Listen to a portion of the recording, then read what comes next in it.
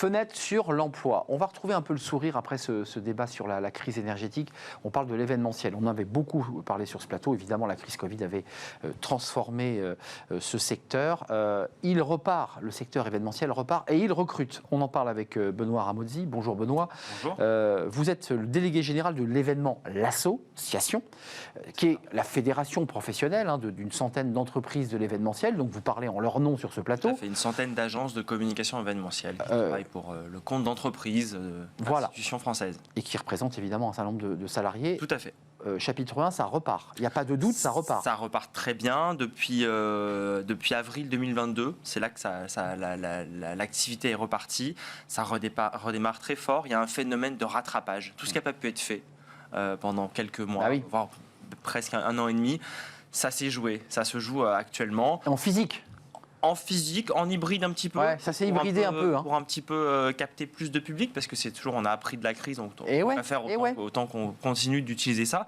Ça peut être aussi, on utilise le digital pour faire un peu moins déplacer les gens, capter plus de monde, donc ce qui est plutôt positif. Mais en présentiel, à 90%, je veux dire, parce que il y a un besoin de se retrouver. Ouais, de se retrouver, de partager des moments un peu festifs et agréables. Exactement. Petit bémol tout de même, parce que l'événementiel, c'est évidemment de la scénographie, c'est une production de contenu, mais c'est aussi de la sécurité, c'est des hôtesses d'accueil, c'est tout un personnel. C'est toute une chaîne de valeur. Et là c'est plus compliqué.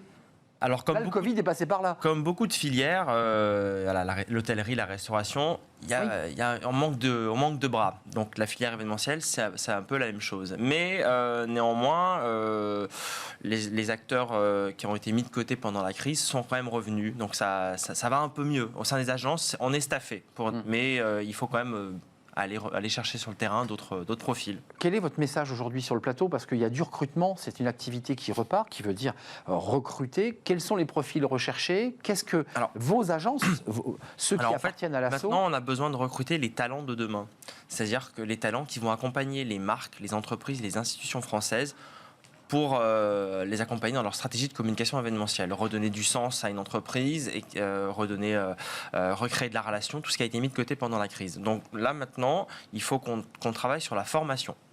C'est-à-dire qu'il faut que les écoles de communication, les écoles de commerce, etc., sensibilisent à l'activité événementielle, parce que c'est un secteur d'avenir. C'est-à-dire avec des processus, avec des masters, avec tout à fait. Des Alors il y en a, par exemple, hier on a intervenu avec un de mes dirigeants d'agence auprès de l'école Sub de Pub.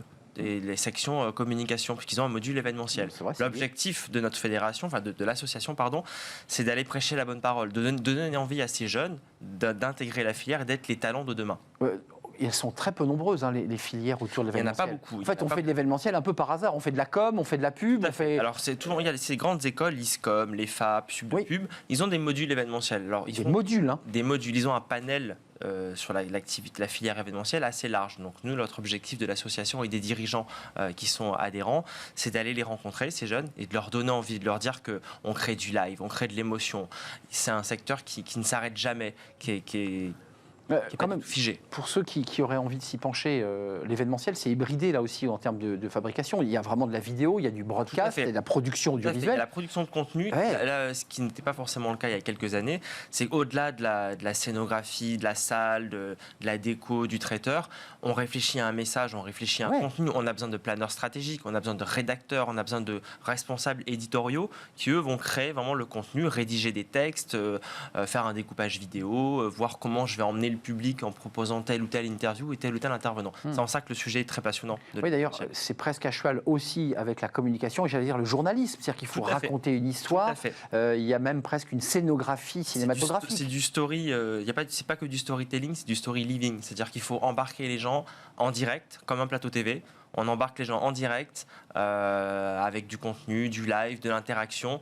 Et il faut que les gens ressortent de là avec un sentiment d'avoir compris et intégré quelque chose. Votre message, c'est d'accélérer la visibilité de ce secteur. Vous venez sur un plateau télé, vous vous déplacez dans les écoles, vous allez à la rencontre du public. Quelle est la réaction? Alors évidemment, celle-ci, on ne l'a pas encore, on le verra après, mais quand vous êtes face aux étudiants, qu'est-ce qu'ils disent? Ils connaissent ce secteur? Ils le connaissent pas? Alors, ils ont une question plutôt intéressante. Hier, notamment quand on a rencontré ces étudiants, ils se posent des questions sur est-ce qu'on ne pourrait pas faire différemment, enregistrer en vidéo. Alors, on leur a expliqué qu'en fait, il faut faire du live. C'est le cœur du métier, c'est le live. Il faut poser des questions sur... Du direct, donc. Du direct. Moi, j'ai comparé l'événementiel à les directs que j'avais quand j'étais gamin, quand je regardais la télé le vendredi soir, samedi soir. J'ai dit, c'est ça l'événementiel.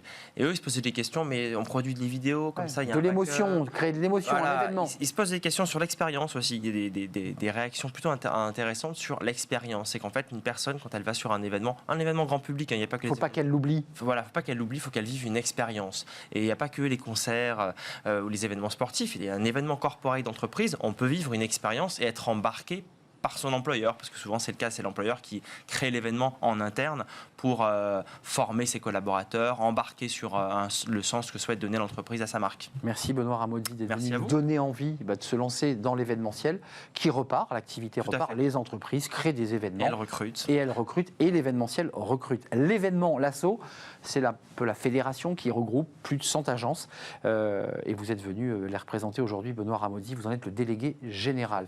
Merci de nous avoir rendu visite. C'est la fin de notre émission. Bah oui, déjà. On se retrouve demain pour de nouvelles aventures, de nouvelles rencontres. Merci à toute l'équipe qui m'accompagne, évidemment. Je remercie Ulysse à la réalisation. Je remercie Alexis au son. Je remercie bien entendu Nicolas Juchat et Carla pour l'accueil invité. Voilà, j'ai fait le tour. Je vous dis à demain. Et puis d'ici là, restez fidèles à tous les programmes de Bismart. Ils sont nombreux. Bye bye.